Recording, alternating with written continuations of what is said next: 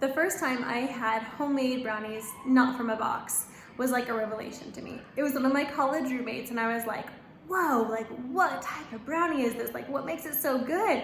And she's like, oh, it's because it's a family recipe.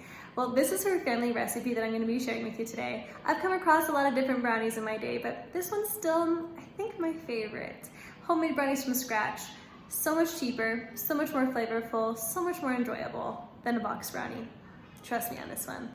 First, I've got 3/4 cup of oil. You can also use butter, but for this time, I'm gonna use oil simply to get a different texture. Next, we're gonna add in 1.5 cups of sugar. Then we're gonna add in 1.5 teaspoons of vanilla. And then we're gonna add in 3 eggs. 3 eggs, and then we're going to mix it all together and get it nice and foamy. All right, I've got 3/4 cup of flour and 1/2 cup of baking cocoa. Then we're gonna add in 1/2 teaspoon of baking powder, and we're gonna add in 1/2 teaspoon of salt. Then we want to make sure that we whisk this up really, really well so that we've got a good consistency.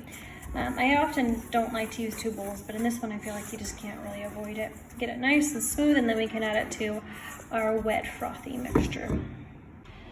All right, as you can see, our wet mixture is nice and bubbly, it's nice and loose and frothy. And so next I'm going to add in our dry ingredients.